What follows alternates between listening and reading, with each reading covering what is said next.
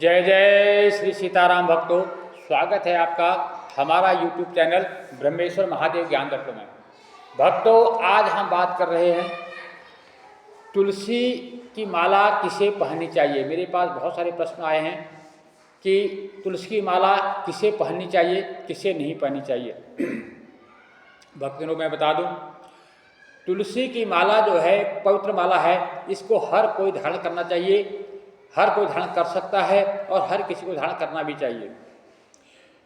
तुलसी की माला, हमारे शास्त्रों में लिखा है, यदि तुलसी की माला धारण आपने कर ली तो यमराज के दूत जो है आपके निकट नहीं आते हैं। यदि कोई तुलसी की माला धारण की है, ऐसे में किसी की मृत्यु हो जाती है, तो ऐसे में जो है यमराज के दूत उसके समीप नहीं आते, बल्कि भगवान विष्णु के पास उसके पास आते हैं। और इसलिए तुलसी जो है हमेशा धारण करनी चाहिए। और तुलसी का एक दाना भी यदि आपके गले में है, एक दाना भी आपने धारण किया हुआ है, तो आपका शरीर पूरा पवित्र हो जाता है। जब हम स्नान इत्यादि करते हैं, जो तुलसी के दाने से छू करके जो शरीर में हमारा पानी लगता है, वो गंगा जल से भी पवित्र माना गया है। इसलिए हमें जो है तुलसी हमेशा धारण करनी चाहिए। और तुलसी के बिना, जैसे हमारे भगवान विष्णु का हम भोग लगाते हैं, हम 56 भोग लगाएं, मक्खन मिश्री मेवा मिष्ठान इत्यादि जो भी भोग लगाएं, खान मिश्री जो लगाएं, यदि हम उसमें तुलसी का पत्ता नहीं देते, तुलसी की मंजरी भगवान को नहीं मिली, तो वो भोग जो है भगवान श्री हरि जो है उसे ग्रहण नहीं करते। चाहे भगवान का राम का लो, चाहे कृष्ण का लो, चाहे हरि का लो, नारायण का लो, वो एक ही है। उनको जो है बिना तुलसी के भोग नहीं लगता। यदि बिना तुलसी के आप उन्हें भोग लगाते हैं तो उस भोग को वो स्वीकार नहीं करते। इसी प्रकार जो हमारे शरीर है, हम कितनी भी भगवान श्री हरि की पूजा अर्चना कर लें, यदि हमारे गले में, हमारे शरीर में कहीं पर तुलसी नहीं है, तुलसी का माला नहीं है, तो जो है वो हमें स्वीकार नहीं करते, हमारी भक्ति को इतनी जल्दी स्वीकार नहीं करते। इसलिए जो है तुलसी का दाना पहनना पवित्र है, तुलसी की माला पहनना अति पवित्र है। मेरे पास प्रश्न आया है कि तुलसी की माला किसे पहननी चाहिए, किसे नहीं पहननी चाहिए। जैसे कोई माता बहनें जो है वो शादीशुदा है, वो सुहागन है, क्योंकि हमारे जो समाज में प्रचलन चली हुई है, कथा का लोग कहते हैं कि जो सुहागनें हैं वो जो है तुलसी नहीं पहनती, बल्कि जो विधवा हो जाती हैं उनको तुलसी पहननी चाहिए। जी नहीं, मैं फिर इस बात का खंडन करता हूँ और आपको बता दूँ कि तुलसी हर किसी को धारण करनी चाहिए, चाहे बूढ़ा हो, चाहे बच्चा हो, चाहे कुंवारी हो, चाहे शादीशुदा हो, चाहे माता हो, चाहे पिता हो, सबको पहननी चाहिए। चाहे भाई हो, चाहे बहन हो, सबको जो है तुलसी पहननी चाहिए। तुलसी के बिना जो है हमारा उद्धार नहीं होता। इस अंधविश्वास में ना पड़ें कि भाई हम शादीशुदा हैं, हमारे गले में मंगलसूत्र है, हम तुलसी कैसे पहने। नहीं जी नहीं, आप तुलसी पहने और तुलसी पहननी चाहिए। लेकिन एक चीज़ का खास ध्यान रखना है, जो लोग तुलसी धारण कर लेते हैं, तुलसी की माला पहन लेते हैं, उन्हें जो है मांस मदिरा का त्याग करना होगा, मदिरा छोड़ना होगा। यदि आप मांस मदिरा खाते हैं, फिर आपको जो है तुलसी नहीं पहननी चाहिए। एक प्रश्न है कि हमें जो गुरु दीक्षा जो मिली है, वो जो भगवान शंकर जी की शिव दीक्षा मिली हुई है, और हमारे गले में जो है रुद्राक्ष का मुक्ति वाला है, तो ऐसे में क्या हम तुलसी पहन सकते हैं? जी हाँ, तुलसी और रुद्राक्ष को दोनों एक साथ आप पहन सकते हैं, इसमें कोई संशय नहीं है। भगवान श्री हरि में कोई भेद नहीं है, दोनों एक ही है। रुद्राक्ष और तुलसी में कोई भेद नहीं है। लिंग पुराण के अनुसार रुद्राक्ष की महिमा बहुत बड़ी है। जिस प्रकार से तुलसी की महिमा है, वैसे भी जो है रुद्राक्ष की महिमा है। यदि आपने रुद्राक्ष धारण कर लिया तो भी आप, यदि प्राण आपका शरीर का त्याग होता है ऐसे में, तो आपको लेने के लिए वहाँ पे श्री भगवान शिव के पार्षद आते हैं, तो आप शैवलोक को जाते हैं, तो इस प्रकार से शिवलोक को जाते हैं। इस प्रकार से इसमें कोई संशय नहीं है। यदि आपने रुद्राक्ष धारण किया है तो तुलसी धारण नहीं भी करते हैं तो वो चल सकता है, और आप दोनों भी धारण कर सकते हैं, इसमें कोई संशय नहीं है। और तीसरा ये है कि हमारी माताएं बहनों का कहना है कि पीरियड के दौरान क्या हमें तुलसी माला पहनी रहनी चाहिए। जी हाँ, आपके पास कुछ भी हो, आपके गले से जब माला आपने धारण कर ली, तुलसी धारण कर ली, उसके बाद उसे नहीं उतारना चाहिए। और एक प्रश्न ये है कि हमने गुरु दीक्षा नहीं ली, क्या हमें तुलसी धारण करनी चाहिए? हाँ जी, आपको जरूर धारण करनी चाहिए। आपने गुरु दीक्षा का तुलसी माला से कोई लेना देना नहीं है। आपने गुरु दीक्षा ली है या नहीं ली है तो भी आप जो है तुलसी माला पहन सकते हैं। मेरा तो ये भी कहना, ये भी मानना है, यदि आप तुलसी की माला धारण कर लेंगे और आपने गुरु दीक्षा नहीं ली है, उस तुलसी का प्रभाव ऐसा होगा कि एक दिन आप जो है स्वयं गुरु के पास पहुंच जाएंगे, गुरु की आपको प्राप्ति हो जाएगी, आप गुरु दीक्षित हो जाएंगे। तुलसी का ऐसा प्रभाव आपके शरीर पर पड़ेगा, इसलिए तुलसी धारण कर लेनी चाहिए, इसमें कोई संशय नहीं है। गुरु दीक्षा हुई है या नहीं हुई है, तुलसी की माला धारण करनी चाहिए।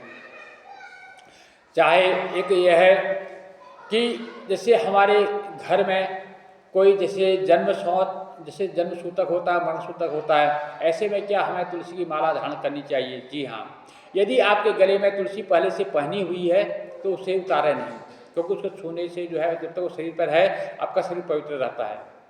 और यदि उसको आप पहले उतार भी देते हैं, जैसे आपने किसी के जन्म या मरण से पहले उतार रखी है, फिर उसे धारण मत करें, इस बीच में उसको धारण मत करें, अब उतारे रखें। और नहीं तो गले में है वो कभी खंडित नहीं होती है। तुलसी जो है सबको पवित्र करने वाली है, इसलिए जो है तुलसी को कभी भी गले से अपने से अलग नहीं करना चाहिए।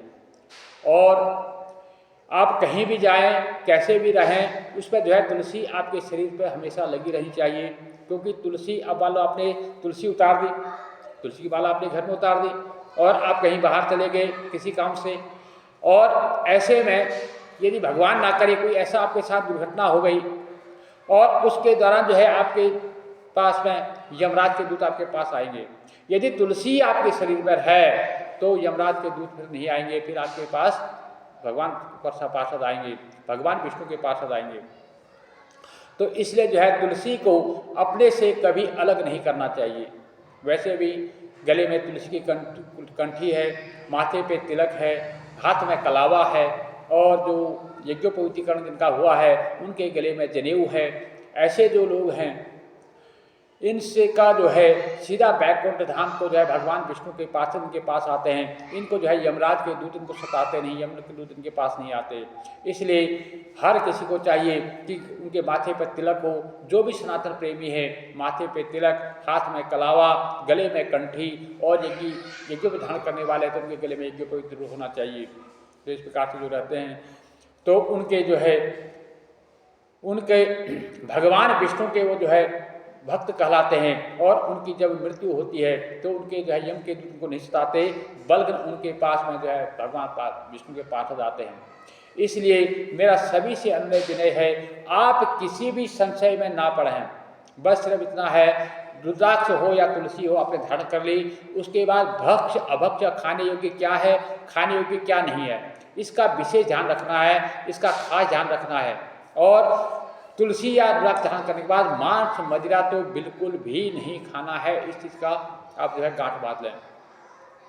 और यदि आप खाते हैं फिर आपको ये दोनों में से कोई भी चीज़ धारण नहीं करनी, ना तो तुलसी धारण करनी चाहिए, ना रुद्राक्ष धारण करना चाहिए, क्योंकि इसका आपको उल्टा प्रभाव पड़ेगा।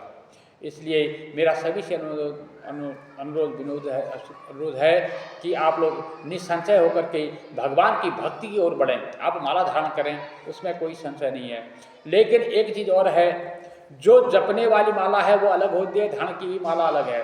बहुत से लोगों को मैंने कई बार देखा है कि जिस माला को धारण करते हैं उसी को माला को उतार करके जपने लग जाते हैं, जबकि ये निषेध है। जो हमने धारण कर ली उस माला के ऊपर जो है जाप नहीं किया जाता है। जो जपने वाली जो माला है वो अलग होती है, उसी पर जो है उसको जो है धारण नहीं करना चाहिए।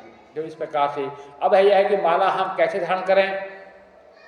तुलसी की माला आप कहीं से जो है जो देख करके आप जो असली हो, आजकल जो है नकली बहुत मार्केट में आते हैं, अपनी असली की पहचान करके असली माला जिनमें जो है उसमें जो काले काले डॉट से बने हुए हों ऐसी माला ले लें और उसको लेकर के आप जो है गंगा जल इत्यादि से स्नान कराएं। उसको नहला करके उसको जो है एक शाम गाय के घी में या नारियल के तेल में या तिल के तेल में भिगो के रखें। अगले दिन सुबह दोबारा प्रातःकाल जो है उसको किसी अखबार इत्यादि से उसको साफ करके वापस उसको फिर गंगा जल इत्यादि से पवित्र करके उसको कुछ देर के लिए ठाकुर जी को समर्पण कर दें। ठाकुर जी के चरणों में उस माला को रखें और वहाँ से रखने के बाद में उस माला को आप धारण कर लें। भगवान से प्रार्थना करके उनसे प्रसाद स्वरूप में लेकर के उसकी आरती इत्यादि करें और भगवान से प्रार्थना करें कि मैं आपका प्रसाद स्वरूप इस माला को ले रहा हूँ या ले रही हूँ, कि उस माला को आप लेकर के धारण कर लें। या आपके पास कोई गुरु हैं या कोई ब्राह्मण के द्वारा यदि माला मिल जाए तो ज़्यादा उत्तम है। किसी साधु से, किसी संत से, किसी ब्राह्मण से अगर आपको माला मिलती है तो वो ज़्यादा उत्तम होती है, क्योंकि वो संस्कारित की हुई माला होती है। नहीं तो आप ठाकुर जी के चरणों में समर्पण करके उसे आप ग्रहण कर सकते हैं। अगर उसमें क्या होगा, अगर वो नकली भी होगी तो ठाकुर जी के चरणों में लगने के बाद उसका प्रभाव भी असली जैसा ही हो जाएगा, क्योंकि ठाकुर जी का प्रसाद कभी नकली हो ही नहीं सकता। इसलिए आप जो है तो ठाकुर जी का जो है चढ़ा करके उनके चरणों में अर्पण करने के बाद उसको ग्रहण करें। इस प्रकार से माला धारण कर सकते हैं। इस प्रकार से मैं ज़्यादा बात करूंगा फिर वीडियो बहुत ज़्यादा लंबी हो जाएगी, फिर आगे से फिर कभी बताऊंगा। यदि अभी तक आपने हमारे इस चैनल को सब्सक्राइब नहीं किया तो सब्सक्राइब कर लीजिएगा। यदि हमारी वीडियो आपको अच्छी लगती है तो भैया लाइक तो आपका बनता है, आप इसे लाइक कीजिए, शेयर कीजिए, ज़्यादा से ज़्यादा लोगों तक पहुँचाइए, ताकि सबको जो है इसके बारे में जानकारी मिल सके। जय जय श्री सीताराम।